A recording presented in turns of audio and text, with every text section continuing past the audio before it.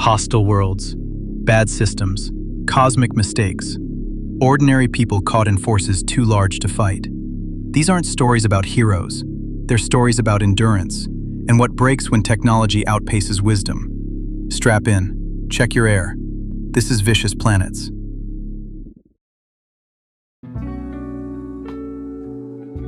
Ahead by Morgan Olson, A Vicious Planets Story, Season 0, Episode 10. The ship did not stop. Ships never wait. Nobody aboard asked it to. The family it concerned was a Republic family. And the Republic does not ask machines for what machines cannot give. How she died is not in this story. It belongs to her husband, and he has never lent it out. Not to the registry, which left the field blank. Not to his children, who learned early not to ask. Not, on most days, to himself. It was quick. That much he allowed the record. The call had been hers. That was the thing to know about the family. He was an engineer, and his faith was the kind that keeps machines running and asks few questions of the sky. Hers asked, when the recruiters came through their district. Soft voices, manifests, the promise of worlds set out ahead of the fire that is written. She answered the way she answered everything, completely, and he went with her because he had been going with her since he was 20 and saw no reason a galaxy should change that. They were 11 days out from the last way station, 40 years into the 50 years of the call, when her journey ended and everyone else's kept going. Because that is the other thing that makes ships ships. There is a law older than the Republic about how long a burial may wait. The Wave's imam and the Wave's captain consulted for 1 hour and reached the same page of it. The nearest ground with a mosque on it was a mining moon called Kaguya, gray and cracked, hanging close over its planet. A company moon, corporate pits, a Republic outpost the size of a modest intersection, a magistrate, a clinic, a mosque, a transit authority, a lamp lit in a room the Republic rarely used. The family went down in a cargo shuttle. The Wave held its course, as waves do, and by the time the shuttle grounded, the ship they had lived aboard for 2 years was a bright deceleration reading on somebody else's board. A mining family out of Pit 2 met them at the lock. Nobody had sent for them. The mosque's caretaker had mentioned it in the corridor, and that had been enough. The women of that family washed the body. The men cut the grave. You do not dig on Kaguya, you cut down through regolith into the old lava. 1.5 meters of stone opened in an afternoon by people whose trade was opening stone. They did not stay for the prayer. They came back after to square the marker, and their name went into the mosque's oldest register as witnesses, where it remains. The family stood at the grave in rented pressure suits.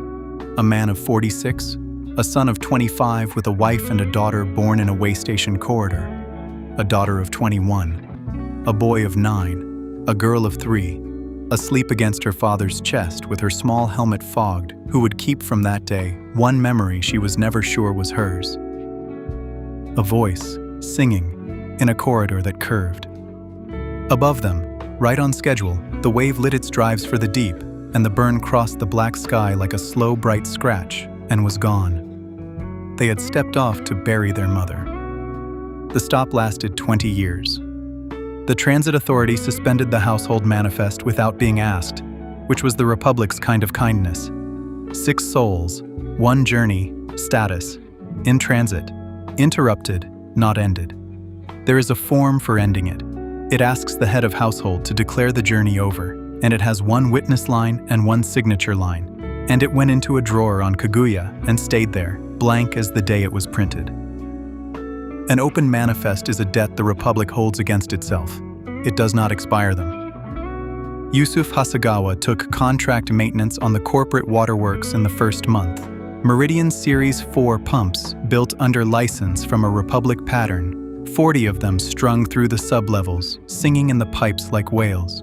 He walked his rounds with a prayer rug rolled and strapped across his back like a workman's tool, which is what he would have said it was. The family took quarters near the mosque.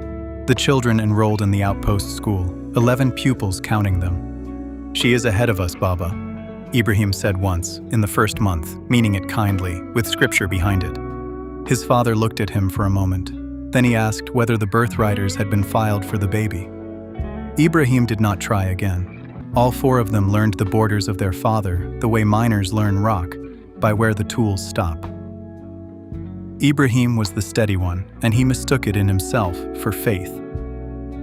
On Kaguya, he led the dawn prayer when the caretaker's knees were bad, and on Fridays he sat in the second row of a mosque built for 50 and holding 9, and let the old khutbah come around again, the way the Terminator came around the moon. "We do not flee the fire that is written," the caretaker would say, quoting men who had said it better. "We go out ahead of it, so that when it has burned what it will burn, something of us is standing elsewhere, still lit." Ibrahim had believed that his whole life, the way he believed the floor, would be there in the dark. In the second year, Pump 9 went down for the third time since the landing, and Ibrahim carried dinner down to the sublevels and found his father rebuilding the secondary bearing by hand, the manual open beside him to page 90, and ignored. "Third time," Ibrahim said. "Why don't you make them fix the book?" "I did, once, and?" His father shrugged, one shoulder, the other staying on the bolt. "Shikata ganai." It cannot be helped. A phrase older than the Republic, older than the call, the pillow that language had laid under every unbearable thing for 1,000 years.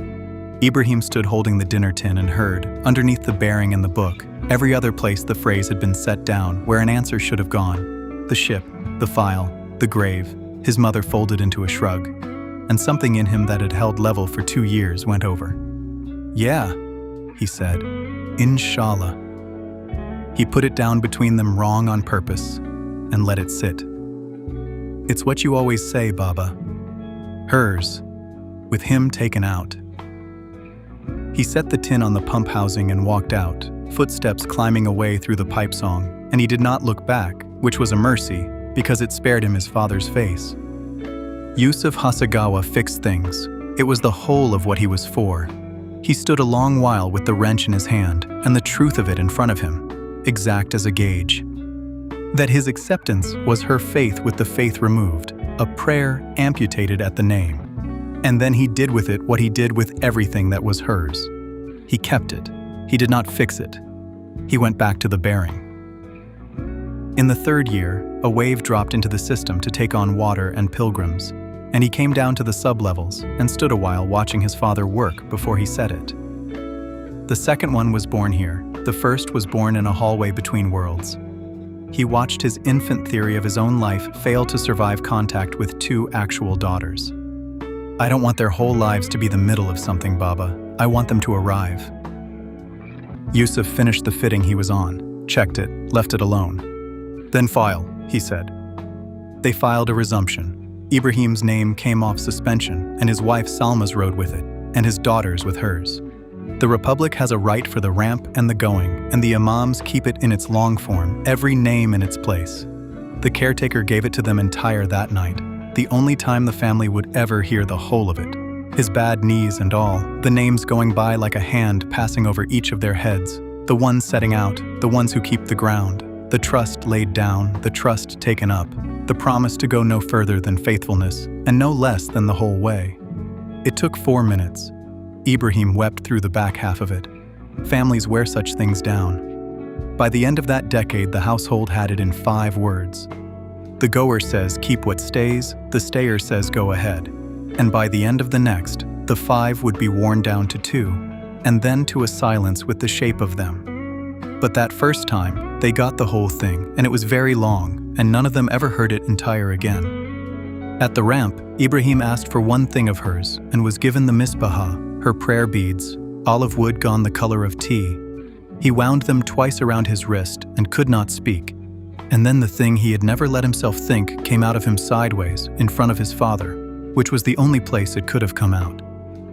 "If the fire isn't real," he said, "then she went down there for," and stopped, because there was no honest end to the sentence that he could survive saying, and his father did not help him, because there was no honest end his father could survive hearing.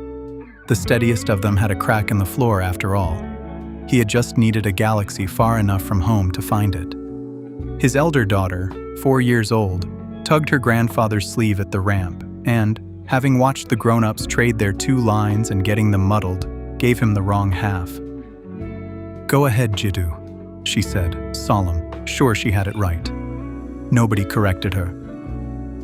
Yusuf put his hand on her helmet for a moment. Then they went up, and the lock cycled, and above the outpost that night the burn crossed the black sky, and he watched it from the surface, with his youngest asleep on his shoulder, and then went inside, because the pumps did not care what the sky was doing. Miriam did not hand you things. Miriam asked you why the manual said what it said. She had worked the sublevels beside her father since the first year, and she read documentation the way other people read letters from home. In the 5th year, she found the appendix. Every Republic manual carries one. Corrections considered, the ledger of proposed errata reviewed and declined, kept because the Republic throws away nothing made of words. Against the Series 4 hydraulics chapter, dated before she was born, was a correction to page 90. The torque sequence on the secondary bearing, wrong in print, wearing out every Series 4 in 11 systems 8 years early. Submitted by a junior maintenance engineer, core yards. Reviewed. Declined. Field deviation insufficient to warrant reprint. The engineer thanked by name for the memo. The name was her father's. She came down to sublevel 6, holding the reader like a subpoena. They thanked you. 40 pumps on this moon are eating their own bearings, and they sent you a thank you.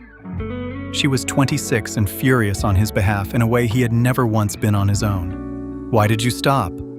He turned a fitting a quarter turn and said nothing, and she had grown up fluent in it. So she did the thing the reader was not supposed to do. The night before she left, she was resuming to the yards, where the new classes were coming, hulls the size of districts that would need their books written from nothing. She sat at the outpost terminal and resubmitted his correction. Same torque sequence, 22 years late. Her name on it now, not his. "They'll send you another thank you," her father said, when he found out, which was the nearest he came to telling her he loved her, and she took it as exactly that. He asked her one thing at the lock in the exact question voice. "Is it the ships or the going?" You know what she'd say? He didn't answer, so she said it for him, the line their mother had used on a 20-year-old engineer who wanted to know why a sensible woman stopped to pray 5 times a day. Why do you think those are different jobs? Then she was up the ramp, and the burn crossed the sky, and he went down and rebuilt the secondary bearing on pump 11 from memory, correctly, because the page was still wrong and the water did not care whose fault that was. In the 10th year, the call closed. It had always been going to. 50 years was the length of it, written down at the start. The recruiters had said so in the district with the soft voices, and it had sounded then like a long time and a promise. Now the 50th year came, and the last general wave stood off Kaguya for 3 days to take on its final water and its final pilgrims. And when it lit its drives, the lists closed behind it. No new manifests. Not ever. The Republic that remained would keep the ground it had chosen and send no one else out ahead of the fire. Those still aboard the waves were the ones going. Those on the ground were the ones staying. The line came down that quietly, and it came down through everything. It came down through the mosque. The caretaker's knees finally carried him up a ramp that 3rd day.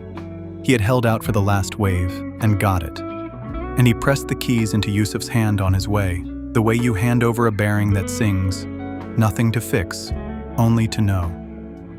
Yusuf took the mosque the way he took a pump. He led the dawn prayer now for a congregation you could count on one hand, and some mornings on one finger, and the hand was Pit 2's. And it came down through the post. The sorting letters arrived across that season in every box in the outpost, the Republic setting its house in its final order, and 2 of them landed the same week, 2 doors apart. One was addressed to Yusuf Hasegawa and reclassified him, custodian, contract grade, keeper of treaty shared infrastructure. Paperwork catching up at last to a choice he had never announced, and lifting him, on paper, a full tier above the neighbors who had cut his wife's grave. The other went to the family from Pit 2, and gave them the name the Republic used for those who had been on the ground when the ground became the end of the road. Nokori, those who remain. The same post, 1 rank up, 1 rank fixed in place, delivered by the same hand, on the same afternoon, and nobody who carried the letters thought anything of it because that is how a caste is made, not with a decree, but with a Tuesday and 2 envelopes. Yusuf read his once, put it in the drawer with the other forms that thought they knew him, and went to see to the mosque, which needed a valve on its ablution line, and did not care what rank the man holding the wrench had woken up as. Dodd was the restless one, and unlike his siblings, he spoke of their mother easily. A boy's bright fragments dropped into dinner, the way she hummed, a game on the ship, the singing corridor. And each time, his father answered exactly what was asked, and not a word more, and the door that opened shut again with the answer inside it. By the time Dodd was grown, he too had learned to ask small. It was not coldness. Everyone in the family understood their father kept her the way the Republic kept its manifests. Open, untouched, and not to be finished by anyone else. But Dodd was 19 when the road closed, and he had come up wanting the one direction that was now against the rules. Out, past the pilgrim lattices, into the unwritten arc. At 20, he petitioned the magistrate for the sealed survey charts, the ones behind the public ones, and was refused with perfect courtesy. At 21, he petitioned again, and was refused again, identically, a boy knocking on a door he had watched shut, listening to how level the Republic could keep its voice while it said no. "What's out there?" he asked his father once, meaning the dark the charts declined to discuss. "Shogunai," his father said, the phrase gone short by then, worn the way the right had worn, the way everything said often enough in that family war. And it might have meant the dark could not be helped, or the wanting could not, or the going. Dodd never settled which. Then the hand came out for the tool, and Dodd gave him the tool. In the 15th year, a survey wave came through, a hull like a district, crew only, bound out past everything to make the unwritten writable.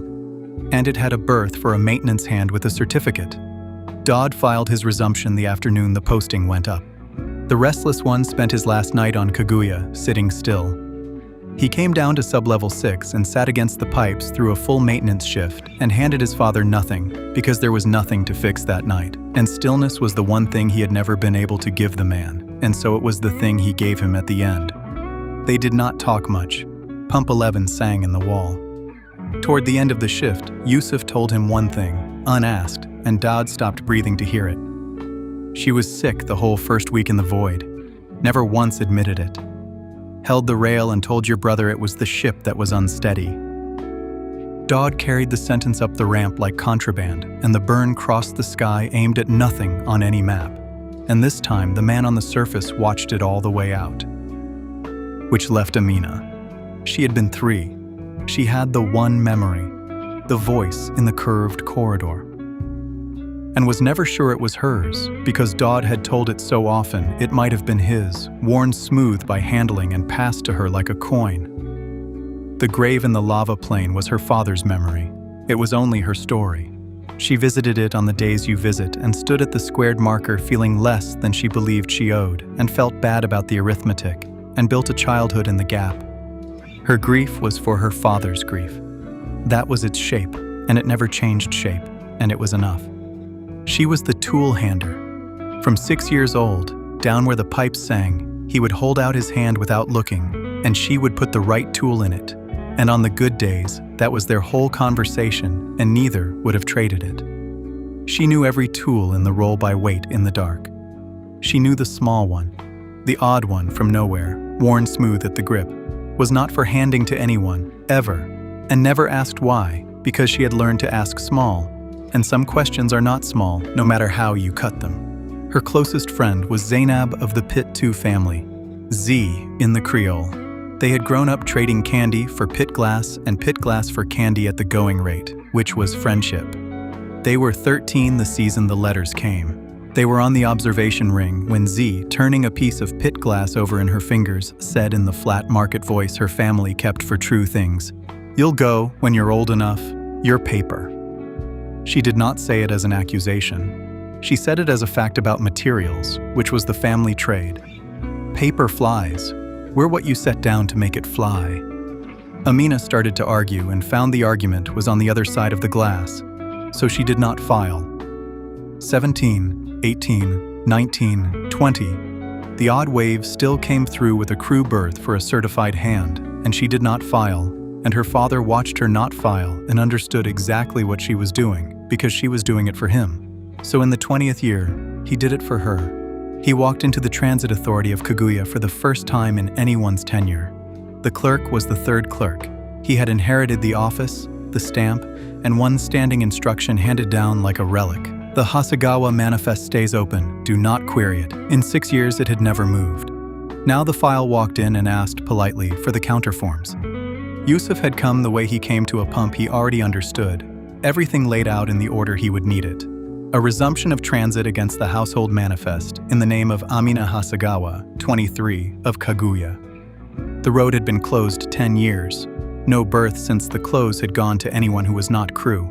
So, beneath the resumption, a certification of competence, series pattern hydraulics, maintenance grade 2, written in his own hand because he was the certifying authority on this moon. A release from the outpost rolls, reducing Kaguya's maintenance complement from 2 to 1, approved by the site supervisor, who was also him.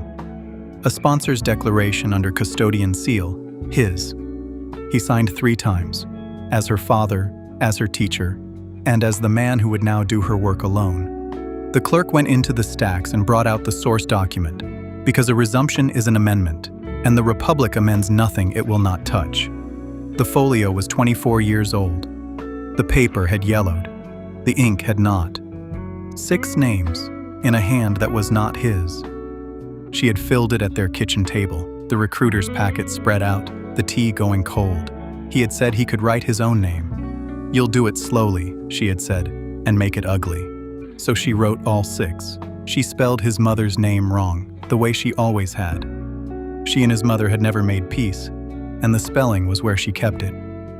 And when he pointed at it, she said it was prettier her way and did not fix it. At the foot of the first page ran a line, "Purpose of journey, optional."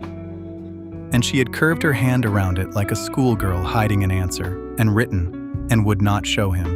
And he had made a great show of not minding and had gone on making it for 24 years. The line was still there, her ink. He had never looked.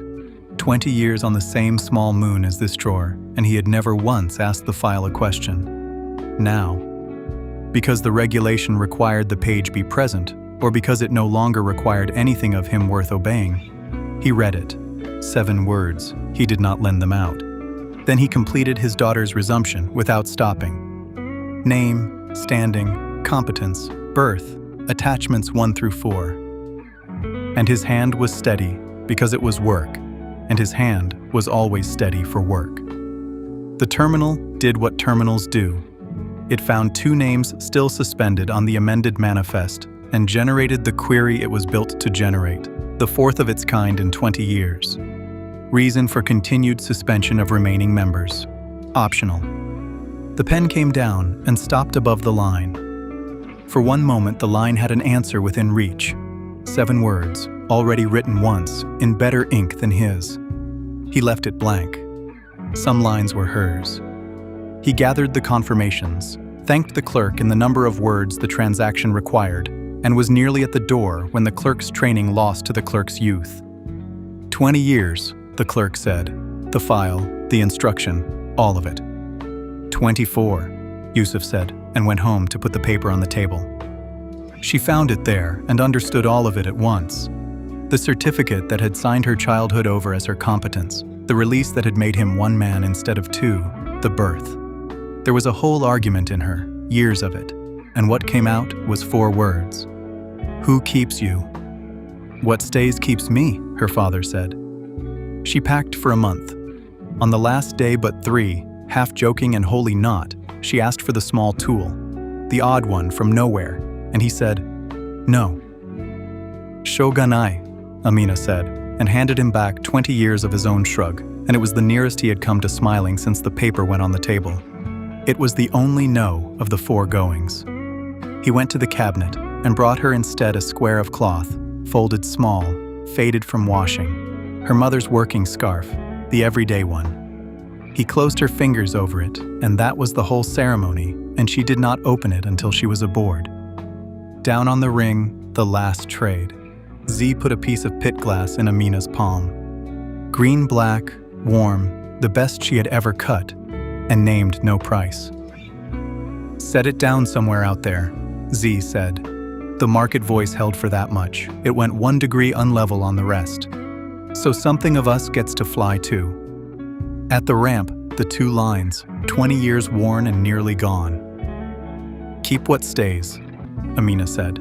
And the other half did not come. It did not come for 1 second and then another, while the girl stood at the top of the ramp with a scarf she hadn't opened and a stone in her pocket and her whole face beginning to break. 3 full seconds of vacuum in which the thing he had done 3 times refused, this once, to be done. "Go ahead," her father said. He got it out, and she went up because he had spent 20 years and every rank and both their trades making sure she could. He walked out to the grave while the wave was still counting down and stood at the squared marker in the old suit and watched the burn go up and cross the black sky, the 5th bright scratch, carrying the last of them. She had left the way she had arrived in his life, a little at a time. He knelt and squared the marker, which did not need it and had not needed it in 20 years. There was a phrase for this place. He had handed it to his children for 20 years, worn it to a stub, set it under every breakage on the moon. And here was the one place it had never once been said. "Hana," he said. The name stood in the vacuum of his helmet, alone, the first time aloud in 2 decades, and he let it stand. "Go ahead," he told her. The call closed in its 50th year, and the Republic keeps careful books. Somewhere in a hull the size of a district there is a name that spells its grandmother wrong because a girl at a kitchen table thought it prettier that way. And the error rides on, uncorrected, out past the last of the charts. Because the Republic amends nothing, it will not touch. And no one out there knows to touch it. And on Kaguya, in a drawer that a 3rd clerk was told not to open, one household manifest stays in transit against all the closed lists. 2 souls remaining. Journey undeclared. Ledgered under the mining moon where a custodian walks his rounds with a rug across his back. He went back down to sublevel 6. Pump was running almost correctly. And unrolled the roll and laid out the tools. The small one in its place among them. And rolled his sleeves.